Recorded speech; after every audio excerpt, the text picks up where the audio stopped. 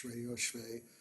Just take a moment and in your own heart, things, even in this midday, one thing you're grateful for from this day so far. And just whisper it quietly to your own soul.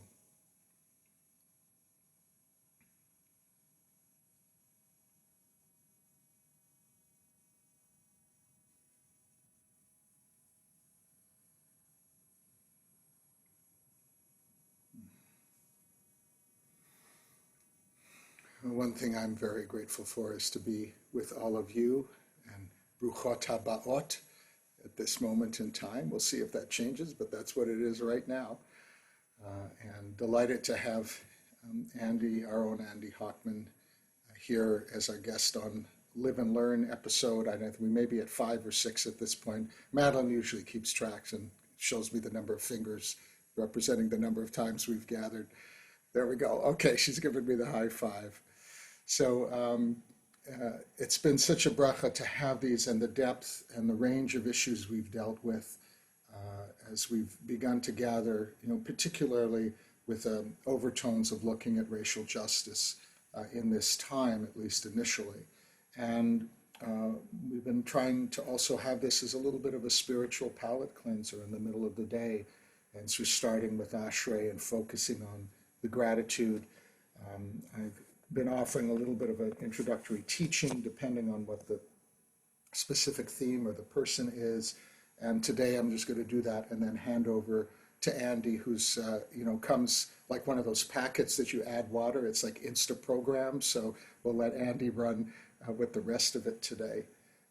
So first of all, I wanted to appreciate being with you, and also needed to be clear because sometimes people get confused when there's a loss, both what to do, but also what to do for somebody else. So I've so appreciated with gratitude the beautiful wishes that you all have sent in support of my dad's not totally unexpected, but still surprising leaving of this world on Monday. We did not anticipate that. And certainly I thought I would see him for some time and in the coming weeks when we had planned on going to support my mother. At the same time, one does not sit Shiva until the honoring of the person being laid to rest. And this time of aninut, as it's called, between goses, the active dying of a person, where you're supposed to honor and treat them as fully alive, not even speak about their death in their presence, into aninut, which is this in-between time, which used to be at most 24 hours, unless it was Shabbat. And we're in such a world where increasingly it's like an elastic getting stretched out. And so before all the ritual observances kick in, this in-between time is a time to really think through, like, what do each of us need in this moment? The mirrors are still uncovered. There's no ribbon yet. We're not saying Kaddish. And so I just wanted to share with you that piece for me right now so that you could understand, and also let everybody else know it's okay. Like, what is he doing Awakening to the Morning on Wednesdays? I can't tell you how beautiful it was yesterday to have people show up out of support and just to be able to pray together. But I didn't pray aloud. I had pre-recordings set up so I could receive even myself in that moment in time. I happen to like the music, so I don't often think of it's me. I just hear it, I go, oh, that's nice, I like that. So I was able to participate with everyone, and today, knowing that it was Anndee and our times, I was looking forward to, I was counting the hours to this moment, to be in this conversation. So I just wanted to express and explain that so you understood that I wasn't, trying to pull a rabbit out of the hat or not being self-caring in that way in my own leadership. Moving from that, I think the theme of today, as I was telling Anndee as we were getting ready for this, in preparing my father's obituary, in connecting with family members and friends who remember them, if any time could have been the theme about how we use story, for me, it's so powerful right now because I'm knee deep in that. How does one write the story of someone's life? What details do you share or not?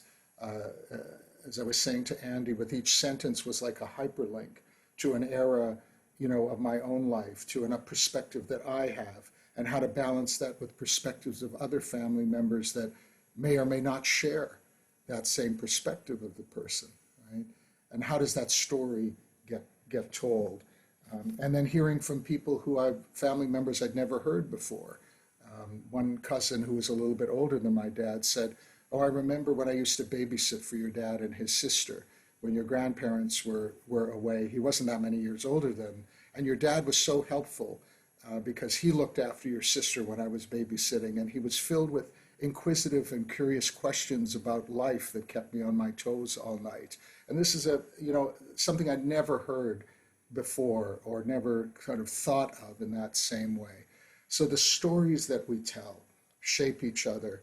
And why I'm trying to live right now is to be aware of the story and not try to print it too soon. Stay open to the evolving story of my dad within me and from others, as opposed to rush to the save as, to sum it up and package it in a way, that then gets through this next time.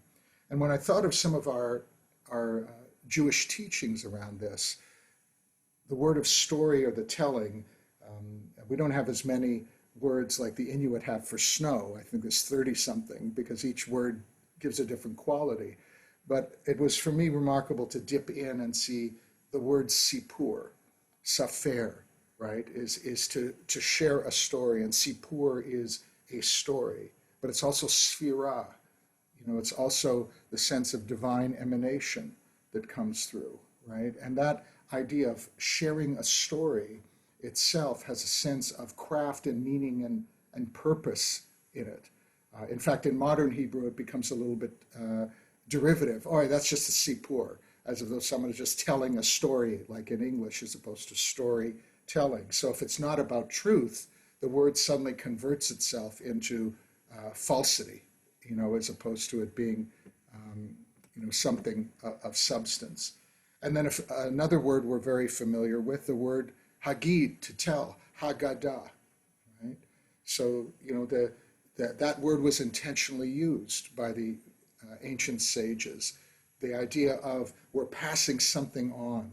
Lahagid, to tell something, is not, gossip in that way. It's actually to inform somebody. There's a sense of passing on meaning and generationality on top of that. The thing that I'm telling you is going to have impact. It's not just an anecdote. And of course, there's the word Torah, which we may not think of that, but the word Torah, which comes from an ancient archery term, latur, to hit the mark or make the point, right? So Torah, in Torah, means teaching. The Torah does not self-reflect on itself going, I am the Torah, gu gu gu chu. No, that's a later reflection back. Torah is the telling or the teaching, right? And each of the kings of Israel were required to write their own copy of the Torah such as it existed then. So in the personal writing, they would experience each word as opposed to receive a copy from somebody else.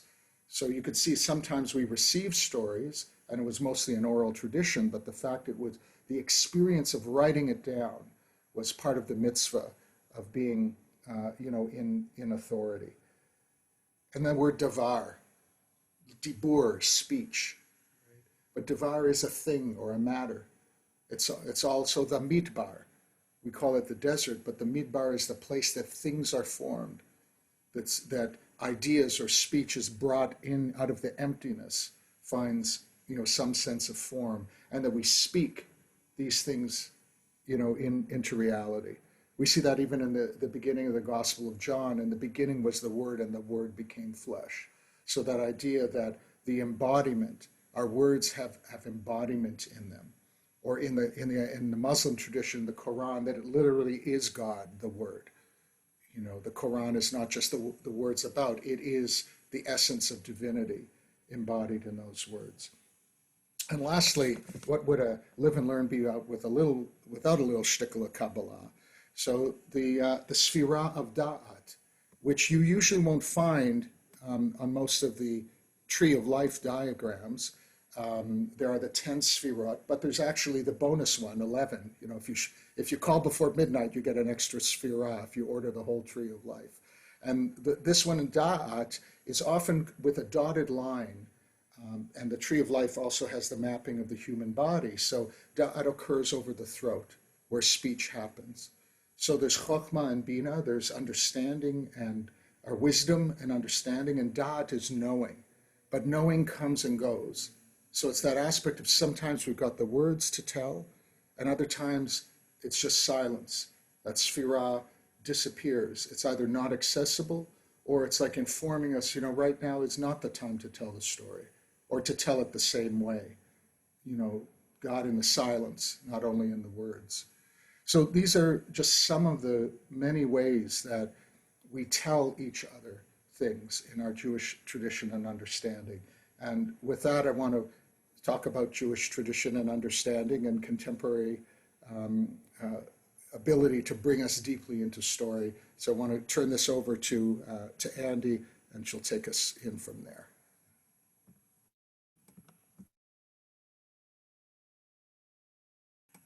You just have to unmute yourself.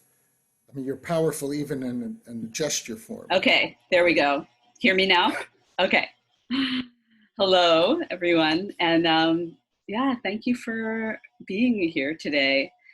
A couple weeks into the pandemic, I think it was around the end of March, my family, that is my partner, Elisa, and our daughter, Sasha, and I sat down to dinner, and Elisa and I launched into what had become at that point a nightly kind of recitation of what we had learned that day from our like obsessive, relentless reading of articles about COVID-19, you know, what Trump had said or hadn't said at the coronavirus briefing that day, how Anthony Fauci reacted to what Trump said, the latest terrible statistics on rising case rates.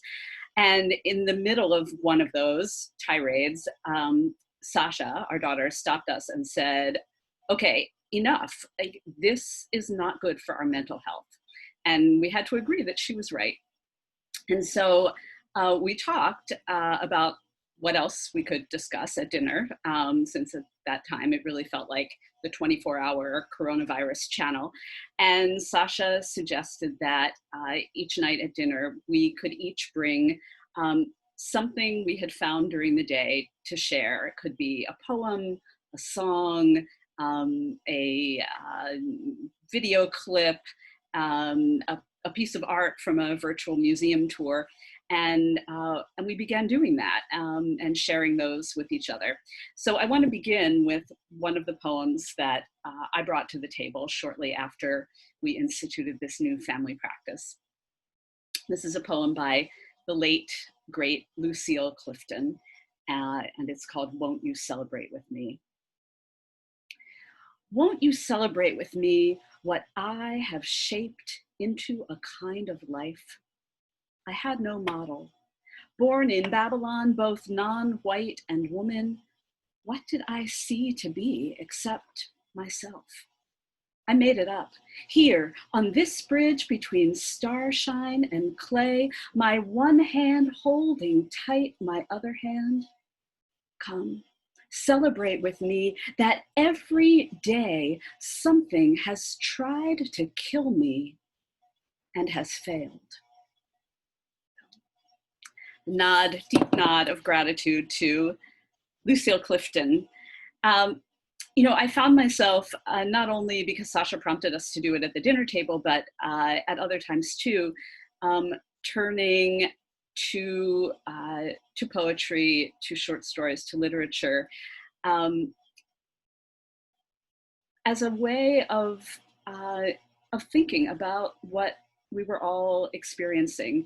I wanted to be informed. I wanted to know the numbers and the statistics and whether I should disinfect my takeout containers before we opened them in the kitchen. I wanted to know all that.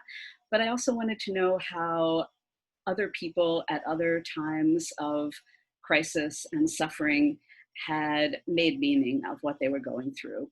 And for that, I couldn't look to statistics or newspaper articles. I needed to look to a different kind of writing, a different kind of thinking. For any of you who are on this call who don't know who I am or what I do or why I'm here, I'm Anndee Hochman, a member of Mishkan since 1993, including a few years when I was a very long distance member living in Portland, Oregon, but keeping my hand in from there, and ever since moving back to Philly permanently in 1999. My family and I have been devoted and delighted members. In my non-Mishkan life, I'm a writer, a journalist, an essayist, a storyteller, and a teaching artist. I write a weekly column for the Philadelphia Inquirer called The Parent Trip. Each week it's a look at a family that has recently welcomed a new baby or child into their lives, either through conception and birth, through adoption, through family blending, through fostering, through grandparenting.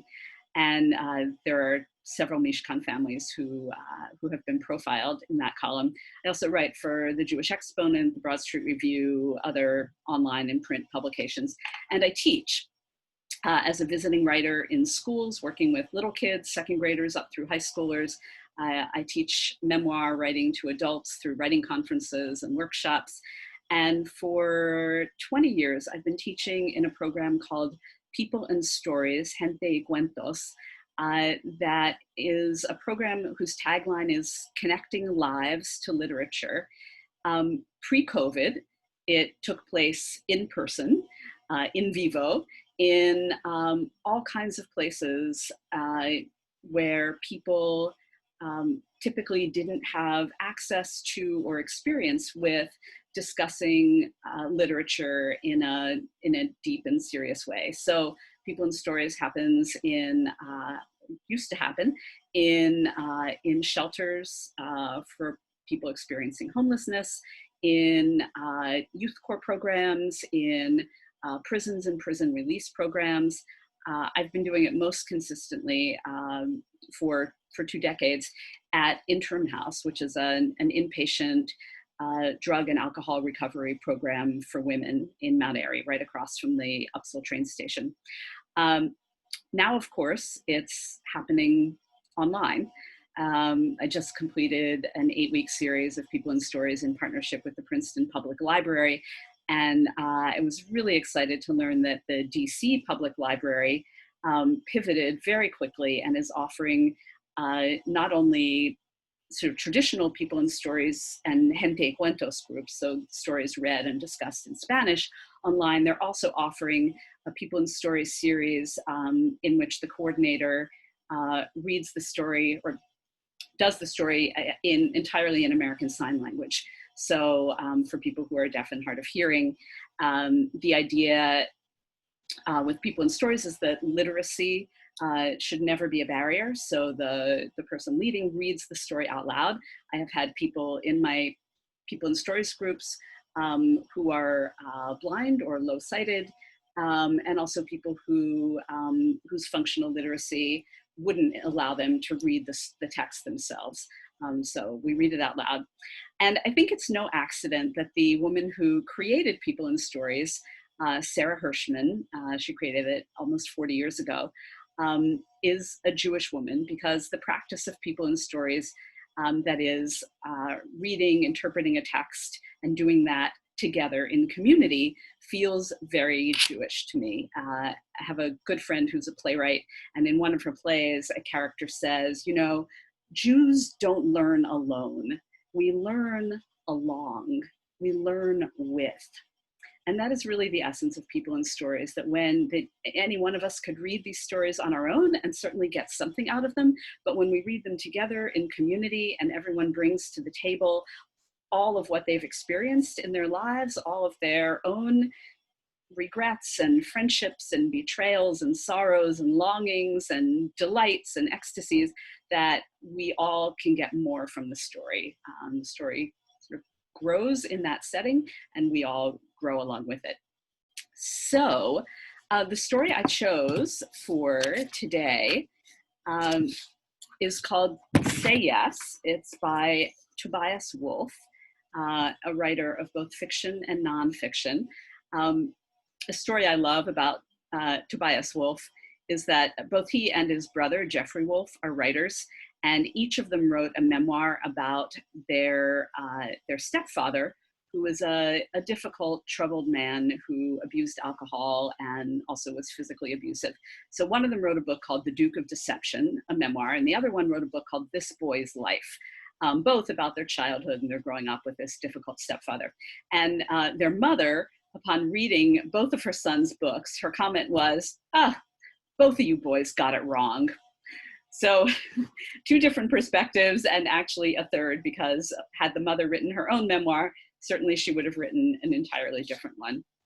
So this is the story, Say Yes. I will read it out loud, and Rabbi Shawn, you have your finger on the scrolling trigger, so you can scroll it along. And then after I've read it, I will lead us in talking about it. And I think you'll see pretty quickly why I chose this one for this particular moment in history. Now, here we go. The acknowledgements coming. Say Yes. By Tobias Wolff. They were doing the dishes, his wife washing while he dried. He'd washed the night before. Unlike most men he knew, he really pitched in on the housework. A few months earlier, he'd overheard a friend of his wife's congratulate her on having such a considerate husband, and he thought, I try. Helping out with the dishes was a way he had of showing how considerate he was. They talked about different things and somehow got on the subject of whether white people should marry Black people. He said that all things considered, he thought it was a bad idea. Why? She asked. Sometimes his wife got this look where she pinched her brows together and bit her lower lip and stared down at something. When he saw her like this, he knew he should keep his mouth shut, but he never did. Actually, it made him talk more. She had that look now. Why? She asked again and stood there with her hand inside a bowl, not washing it, but just holding it above the water. Listen, he said, I went to school with Blacks and I've worked with Blacks and lived on the same street with Blacks and we've always gotten along just fine. I don't need you coming along now and implying I'm a racist. I didn't imply anything, she said, and began washing the bowl again, turning it around in her hand as though she were shaping it. I just don't see what's wrong with a white person marrying a Black person, that's all. They don't come from the same culture as we do. Listen to them sometime. They even have their own language. That's okay with me. I like hearing them talk. He did. For some reason, it always made him feel happy. But it's different. A person from their culture and a person from our culture can never really know each other. Like you know me, his wife asked. Yes, like I know you. But if they love each other, she said. She was washing faster now, not looking at him. Oh boy, he thought. He said, don't take my word for it. Look at the statistics. Most of those marriages break up. Statistics. She was piling dishes on the drain board at a terrific rate, just swiping at them with the cloth. Many of them were greasy, and there were flecks of food between the tines of the forks. All right, she said. What about foreigners? I suppose you think the same thing about two foreigners getting married. Yes, he said, as a matter of fact, I do. How can you understand someone who comes from a completely different background? Different, said his wife. Not the same like us. Yes, different, he snapped, angry with her for resorting to this trick of repeating his words so that they sounded crass or hypocritical. These are dirty, he said, and dumped all the silverware back into the sink. The water had gone flat and gray. She stared down at it, her lips pressed tight together, then plunged her hands under the surface. Oh, she cried, and jumped back. She took her right hand by the wrist and held it up. Her thumb was bleeding. Anne, don't move, he said. Stay right there. He ran upstairs to the bathroom and rummaged in the medicine chest for alcohol, cotton, and a Band-Aid. When he came back down, she was leaning against the refrigerator with her eyes closed, still holding her hand. He took the hand and dabbed at her thumb with the cotton. The bleeding had stopped. He squeezed it to see how deep the wound was, and a single drop of blood welled up, trembling and bright, and fell to the floor. Over the thumb, she stared at him accusingly. "It's shallow," he said. "Tomorrow, you won't even know it's there." He hoped that she appreciated how quickly he had come to her aid. He'd acted out of concern for her with no thought of getting anything in return, but now the thought occurred to him that it would be a nice gesture on her part not to start up that conversation again, as he was tired of it. "I'll finish up here," he said. "You go and relax." "That's okay," she said. "I'll dry." He began to wash the silverware again, giving a lot of attention to the forks. "So," she said, "you wouldn't have married me if I'd been black." "For Christ's sake, Anne." "Well, that's what you said, didn't you?" "No, I did not. The whole question is ridiculous. If you had been black, we probably wouldn't even have met. You would have had your friends and I would have had mine. The only black girl I ever really knew was my partner in the debating club, and I was already going out with you by then. But if we had met and I'd been black, then you probably would have been going out with a black guy." He picked up the rinsing nozzle and sprayed the silverware. The water was so hot that the metal darkened to pale blue, then turned silver again.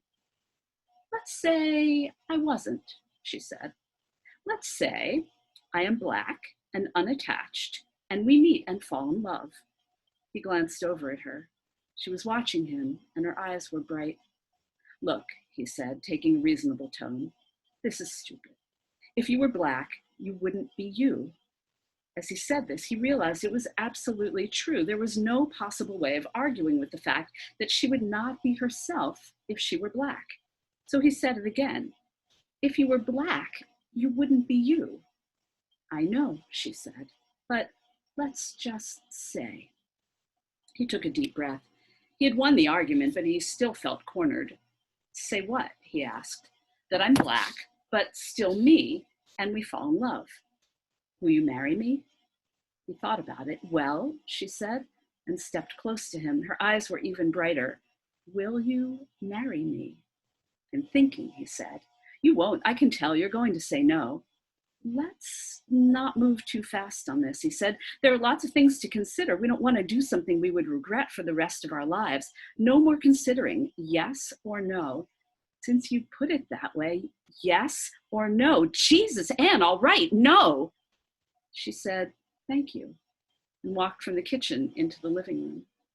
A moment later, he heard her turning the pages of a magazine. He knew that she was too angry to actually be reading it, but she didn't snap through the pages the way he would have done.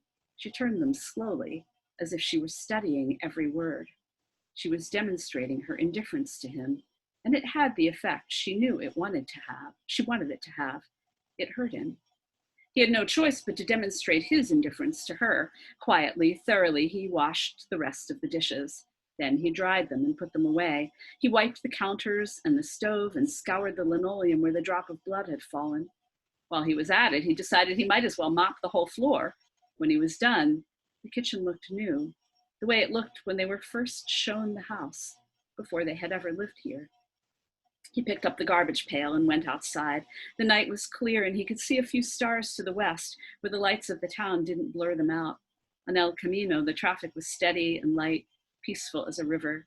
He felt ashamed that he had let his wife get him into a fight. In another 30 years or so, they would both be dead. What would all that stuff matter then? He thought of the years they had spent together and how close they were and how well they knew each other, and his throat tightened so that he could hardly breathe. His face and neck began to tingle. Warmth flooded his chest. He stood there a while, enjoying these sensations, then picked up the pail and went out the back gate. The two mutts from down the street had pulled over the garbage can again. One of them was rolling around on his back, and the other had something in her mouth. Growling, she tossed it into the air, leaped up and caught it, growled again, and whipped her head from side to side. When they saw him coming, they trotted away with short, mincing steps.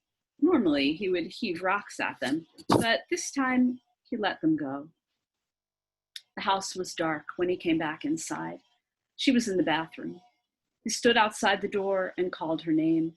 He heard bottles clinking, but she didn't answer him. "Anne, I'm really sorry," he said. "I'll make it up to you, I promise." "How?" she asked. He wasn't expecting this. But from a sound in her voice, a level and definite note that was strange to him, he knew that he had to come up with a right answer. He leaned against the door. "I'll marry you," he whispered.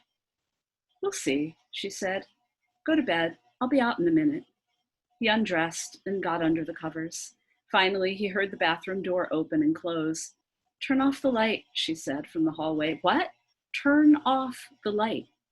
He reached over and pulled the chain on the bedside lamp. The room went dark. "All right," he said. He lay there, but nothing happened. "All right," he said again. Then he heard a movement across the room. He sat up, but he couldn't see a thing. The room was silent. His heart pounded the way it had on their first night together, the way it still did when he woke at a noise in the darkness and waited to hear it again, the sound of someone moving through the house, a stranger.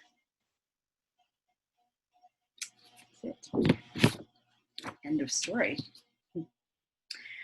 So, it's interesting. It's really part of the People and Stories experience that, not only do we each bring something different to the story, but even the same person reading it on different occasions experiences it in a different way. And so to read this story now at a time of, a really deep, profound and pervasive national reckoning around race and race equity and questions of identity, to read this story now feels very different than reading it several years ago, or however many years ago it was when I first encountered it. So I'm curious first, I would love to hear from any of you if there were particular moments in the story that really kind of resonated for you for any reason, because they felt true, because they felt troubling, because they felt strange. Any particular moments, just, a phrase that jumped out at you, something that left you scratching your head.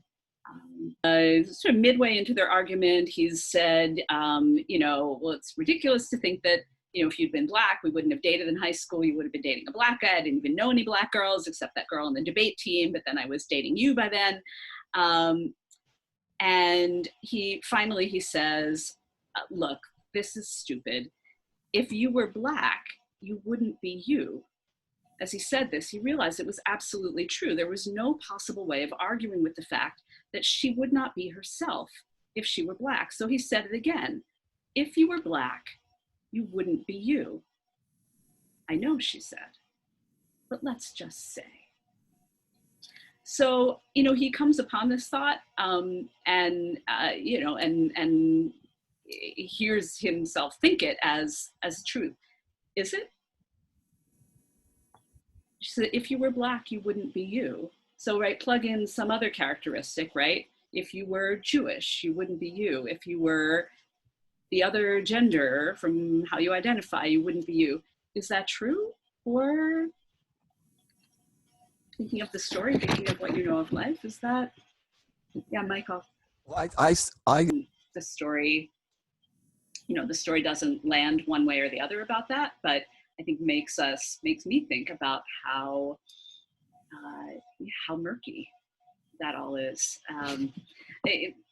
The other thing it makes me think about, when the husband says several times, a person from that culture and a person from our culture, or whether it's two foreigners or a Black person and a white person, could never really understand each other. And, that's a conversation that I'm hearing a lot and participating in a lot in the worlds of like literature and theater. Can a white playwright ever authentically represent Black characters in a play that she or he is writing? Can that be done in literature? If not, what does that mean about what white writers, creators can do, about what any of us can do as, does that kind of follow to its logical extreme mean white writers should and can only create white characters? Can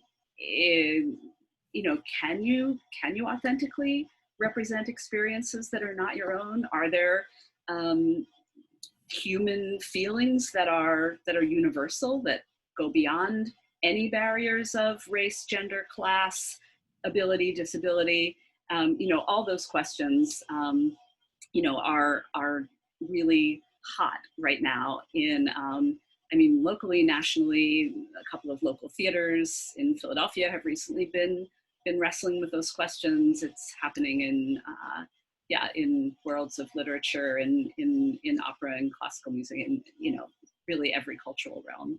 And I think the story stirs up all of that. Yeah, Shawn. I know we're just going to come into a We are. landing. I'll give my PSA, but as you were saying that last piece, Anndee, I want to add the question of what are the barriers that need to be brought down so that people have access to express, which is different than can someone portray? Because of course we have centuries, and even in England and Europe, where men portrayed all the characters and women were not even allowed access to that for centuries and so on. So I think I wouldn't want to lose sight of the question, what are the barriers in place that prevent women, LGBTQ persons, people of color, of getting a chance to have that play workshopped or even their voice in, because there's something that is valid and important in that, but if we don't address the barriers, then we'll say, well, we just didn't get very many, or the quality wasn't, well, because they weren't nurtured and they weren't supported to go to that college program for writing and all those things. And I say that in support of what you're saying, but also in my experience of many years with playback theater, where the audience tells the story and the actors are chosen by the storyteller to represent them, and they get to cast by essence. And so hardly ever was I chosen to be a white cisgendered male, my height and age or whatever. I was a dog. I was a lesbian African-American woman chosen by an African-American lesbian woman to portray her in the story. Because in that casting by this teller, something in the essence of the person is what they saw that they wanted to portray them. And inevitably, every time the person was like, how did you know I said that? You couldn't have possibly known. But their intuition that there was something in the soul of that person that could portray them. And now that's very different who has access. In that case, the teller is writing their own, casting their own story and telling it. But I just wanted to add that lens so that we keep on looking at dismantling mass incarceration and stop and frisk and the economic and educational divide and so on, so that we get at the root of the problem as well as the expression of it. And before I turn it over to you to do our save as on the hard drive of the universe, another Reb Zalman phrase, I just want to appreciate all of you for being here. Marilyn as well, who she had to leave, but she was and Dina were both appreciative of being able to be here. And even before recent events, there was going to be a 3-week hiatus now anyway, so I was away, and we'll be circling back with others when we come back, including Ali Michaels, and I'm working on some other folks who are in the queue as well, and we'll pick up the series on the other side of things in the middle of August. So, and my hope is, I haven't figured out yet on YouTube how to edit.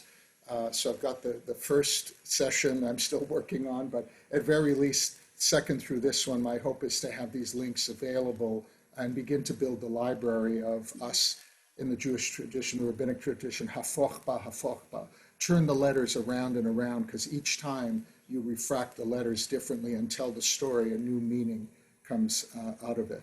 And one of the pieces I forgot at the beginning of the teaching was the word emor, which means to say. But in the Torah, it always has Vayidaber Adonai or whoever El Moshe Lemor. It never says Vayomer Adonai Lidaber, right? So Vayidaber is the sense of the direct spoken experience, and then we have the interpretation that comes from it, and then we relay that story. But that piece of the intimacy of sharing those difficult subject matters and then how we relay them is another piece in the understanding of different dynamics. So Anndee, I want to hand it back to you to bring us home. Thank you. Thank you all. Yeah, this did exactly what People in Stories is designed to do, which is, to allow all of us to teach each other something about the story and about our own lives, and finding those moments where where our lives do connect with the literature. So this poem, I chose it obviously before noon today, and before Abby, you said something about passing and what that means. So this is by a poet named Toy Derricotte, who is a Black woman who is light-skinned enough that people, I don't want to say pass because that's not her intention, but the world often reads her as white. And, you know, you can imagine that has resulted in many really painful situations in which she has been with white people who assume that she is white and say things that they would not have said, presumably, hopefully, if they knew that she was Black. So this poem, this is not a soothing poem. I started out telling you the story of all this, Sasha initiating that we should bring poems and songs and things to the table. You know, I don't always look to literature to calm me or settle me. Sometimes I do, but sometimes what I'm drawn to is the very unsettling nature of it. The questions it raises without answering them, the way it stirs the pot, and this is one of those unsettling poems. It's called "Black Boys Play the Classics" by Toy Derricotte. The most popular act in Penn Station is the three Black kids in ratty sneakers and t-shirts playing two violins and a cello. Brahms. White men in business suits have already dug into their pockets as they pass, and they toss in $1 or $2 without stopping. Brown men in work-soiled khakis stand with their mouths open, arms crossed on their bellies, as if they themselves have always wanted to attempt those bars. One white boy, 3, sits cross-legged in front of his idols in ecstasy, their slick, dark faces, their thin, wiry arms, who must begin to look like angels. Why does this trembling pull us? A, beneath the surface, we are one. B, amazing. I did not think that they could speak this tongue. Thank you all so much. Have a wonderful rest of the day, and hope to cross paths either online or in the neighborhood.